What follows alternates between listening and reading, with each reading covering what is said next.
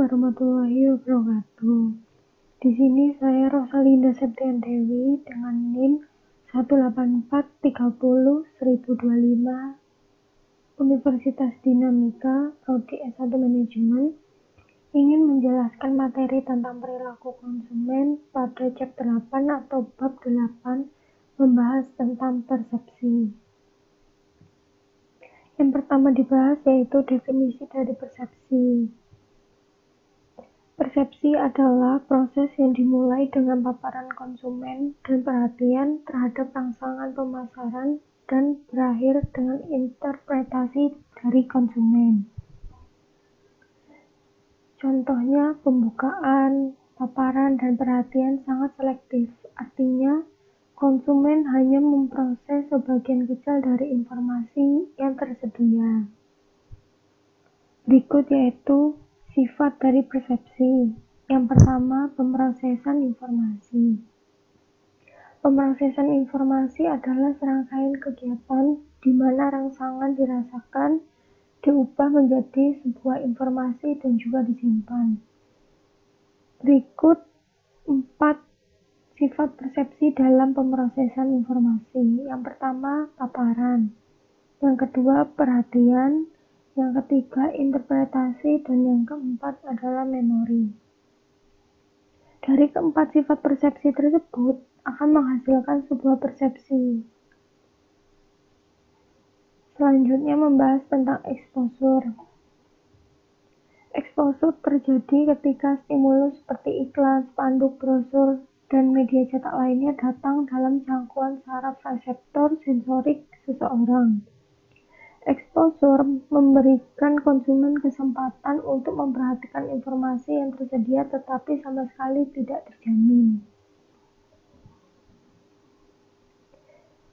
Berikutnya yaitu paparan selektif. Sifat exposure konsumen yang sangat selektif adalah perhatian utama bagi pemasar karena kegagalan untuk mendapatkan exposure mengakibatkan hilangnya komunikasi dan peluang penjualan di pangsa pasar yang dituju. Berikutnya yaitu paparan media.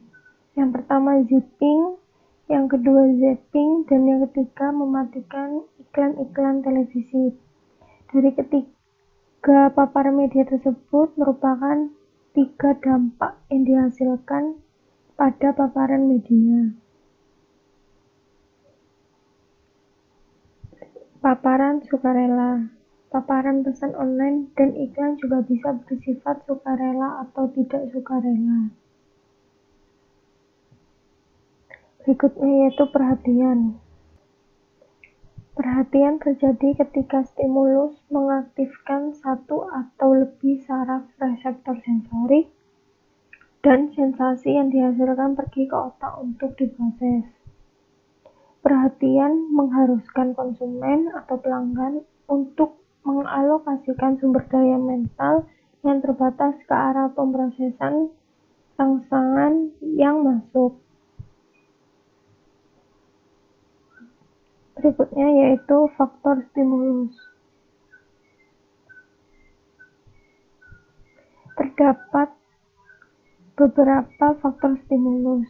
Faktor stimulus adalah karakteristik fisik dari stimulus itu sendiri. Yang pertama, ukuran. Ukuran adalah rangsangan yang lebih besar akan lebih diperhatikan daripada rangsangan yang lebih kecil. Yang kedua, intensitas. Intensitas meliputi kenyaringan, kecerahan, panjang, atau bentuk dari suatu stimulus yang akan dapat meningkatkan perhatian pelanggan atau pangsa pasar. Yang ketiga yaitu visual yang menarik. Individu cenderung tertarik pada rangsangan yang menyenangkan dan ditolak oleh rangsangan yang tidak menyenangkan. Jadi visual yang menarik akan lebih diperhatikan oleh konsumen dan pangsa pasar. Yang berikutnya yaitu warna dan gerakan. Warna dan gerakan berfungsi untuk menarik perhatian dengan item yang berwarna cerah dan bergerak menjadi lebih terlihat. Dengan adanya warna-warna kontras yang lebih cerah akan meningkatkan perhatian para pangsa pasar. Faktor stimulus berikutnya yaitu ada posisi, isolasi, format, kontras, dan harapan, ketertarikan, dan yang terakhir yaitu kuantitas informasi. Pertama akan dijelaskan mengenai posisi. Posisi adalah posisi yang mengacu pada penempatan objek dalam ruang atau waktu fisik tertentu. Isolasi.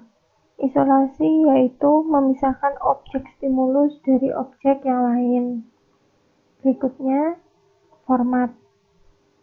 Format adalah sebuah katalog pedagang yang ingin menampilkan beberapa item atau halaman yang dapat menyebabkan persaingan untuk mendapatkan perhatian di semua item.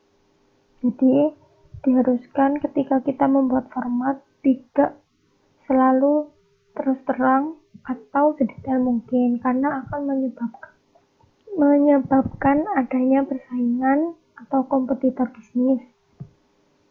Yang berikutnya yaitu kontras dan harapan. Konsumen lebih tertarik dengan kontras pada latar belakang dibanding dengan ketertarikan yang menyatu pada konsumen. Yang selanjutnya yaitu ketertarikan. Ketertarikan adalah posisi mengacu pada penempatan sebuah objek dalam ruang atau waktu tertentu dengan adanya kegiatan fisik. Dan yang terakhir yaitu kuantitas sebuah informasi. Kuantitas informasi adalah suatu kuantitas mengenai beberapa info-info yang pada akhirnya kuantitas informasi tersebut mewakili jumlah isyarat dalam bidang stimulus tersebut.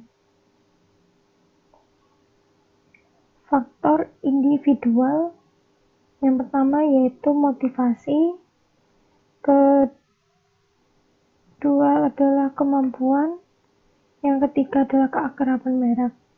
Untuk motivasi sendiri adalah keadaan penggerak yang diciptakan oleh minat dan kebutuhan konsumen. Yang berikutnya yaitu kemampuan. Kemampuan mengacu pada kapasitas individu untuk menghadiri dan memproses informasi. Keakraban merek adalah faktor kemampuan yang terkait dengan perapian. Faktor individual itu sendiri adalah karakteristik yang membedakan suatu individu dari individu yang lain. Faktor utama yang terjadi pada faktor individu yaitu motivasi dan kemampuan dari para konsumen atau pangsa pasar itu sendiri. Faktor situasional. Yang pertama, clutter. Yang kedua, keterlibatan program. Yang ketiga, yaitu rangsangan subliminal. Clutter sendiri yaitu mewakili kepadatan rangsangan atau ketertarikan pada lingkungan. Keterlibatan program. Program mengacu pada berapa besar pemirsa atau pelanggan yang tertarik pada program atau konten editorial yang mengelilingi di sebuah iklan. Yang ketiga yaitu rangsangan subliminal, yaitu suatu pesan yang disajikan begitu cepat atau begitu tertutupi oleh pesan-pesan lain sehingga seseorang yang mendengarkan atau melihat tidak sadar telah menyaksikan rangsangan subliminal atau suatu pesan yang telah disajikan tersebut. Yang berikutnya membahas tentang interpretasi. Interpretasi adalah penugasan makna pada sensasi. Interpretasi berkaitan dengan bagaimana kita memahami dan memaknai informasi yang masuk berdasarkan karakteristik stimulus, individu, dan juga situasi atau lingkungan tersebut.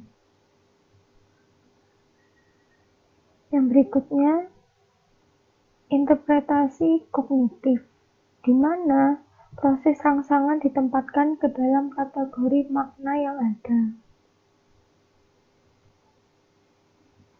Karakteristik individu. Ciri-ciri sifat fisiologis dan psikologis yang melekat yang mendorong kebutuhan dan keinginan bagi para konsumen atau pangsa pasar yang dituju. Dapat mempengaruhi bagaimana rangsangan itu dapat ditafsirkan. Dari sudut pandang fisiologis, konsumen berbeda dalam kepekaannya terhadap rangsangan. Jadi, di setiap individu atau konsumen memiliki kepekaan terhadap rangsangan yang berbeda-beda.